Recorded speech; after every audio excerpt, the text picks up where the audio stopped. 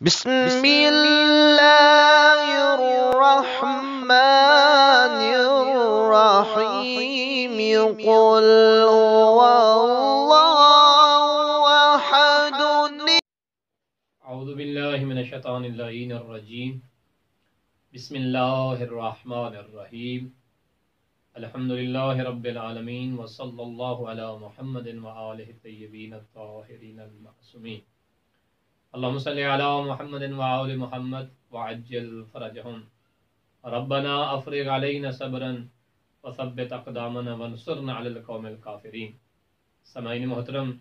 ناظرین کرام، السلام علیکم ورحمۃ اللہ وبرکاتہ۔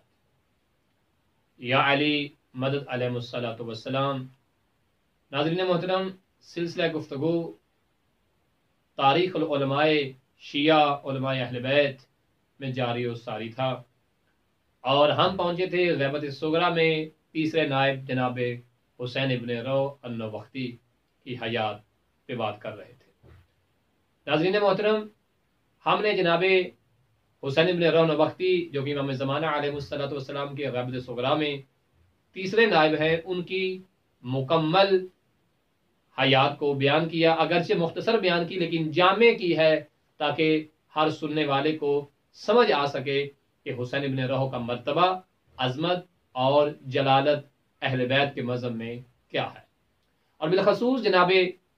اس تیسرے نائب جناب حسین ابن روح کی حیات میں وہ عظیم فتنہ جو شیعت کے اندر برپا ہوا تھا، اس پہ ہم نے تفصیلاً بات کی، جو کہ فتنہ شلمغانی کے نام سے معروف تھا۔ اور شلمغانی نے جس طرح سے مذہب اہل بیت کو ختم کرنے کے لیے شیطانی طاقتوں کا ساتھ دیا اور مذہب آل محمد میں عجیب و غریب عقائد، قرآنی عقائد اور دیگر اعتبار سے جو اس بدبخت نے فتنہ گری کی اور مذہب کو بدنام کرنے کی کوشش کی، اس کا اختتام، اس فتنہ گر انسان کا انجام ہم بیان کر چکے ہیں کہ وہ کیسے واصل جہنم ہوا، اور امام زمانہ علیہ السلام نے اس پر لعنت کی۔ ناظرین محترم، آج ہم آپ کی خدمت میں چوتھے نائب جناب علی ابن محمد الثمری رضوان اللہ تعالی علیہ کی حیات کے متعلق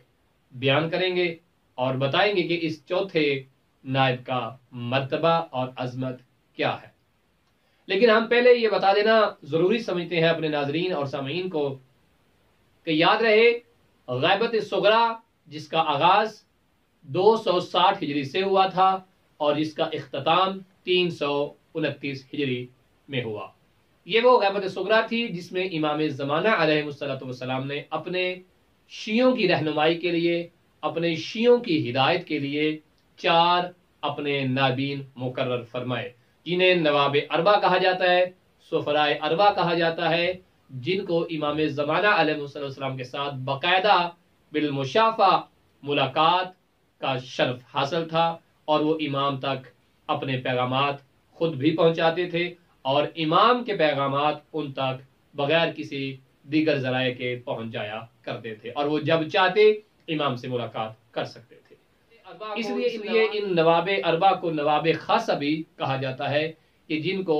امام زمانہ نے اپنی نیابت کا شرف بخشا۔ اس پہ ہم مکمل بات کر چکے ہیں کہ ان کی نیابت کا معیار، روایات اور اہل بیت کی احادیث میں کیا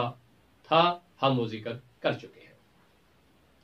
آج ہم بتاتے ہیں کہ جب جناب حسین ابن روح النوبختی دنیا سے رخصت ہوتے ہیں تو آخری وقت وہ توقیع امام زمانہ علیہ السلام کی آئی، جس میں امام نے اپنے چوتھے نائب کا انتخاب کیا، اور بھی لوگ منتظر تھے کہ شاید انہیں نائب مقرر کیا جائے، لیکن معتبر وہی ہوتا ہے جس کا انتخاب وقت کی حجت امام زمانہ فرماتے ہیں۔ جناب علی بن محمد ثمری اس دور کے عالم، فاضل، فقیہ اور بزرگ شخصیت تھے جن کو شیعت کے اندر بہت اعلیٰ حیثیت حاصل تھی۔ جناب علی بن محمد ثمری جنہوں نے نیابت خاصہ کے چوتھے عہدے پر جب آپ سرفراز ہوتے ہیں تو دین کی خدمت کی، اور اس کے بعد دین کے اندر وہ فتنے جو اٹھ رہے تھے، جس طرح جناب حسین ابن روح النوبختی نے ان فتنوں کا سامنا کیا، جناب علی ابن محمد سمری نے بھی ان فتنوں کا ویسے ہی سامنا کیا۔ جناب علی ابن محمد سمری چونکہ چوتھی نیابت پہ جب فائز ہوتے ہیں اور آپ کا انتقال، اس میں اگرچہ علماء کا اختلاف ہے، کچھ کے نزدیک 328 ہجری ہے، کچھ کے نزدیک 329 ہجری ہے، لیکن 329 ہجری کو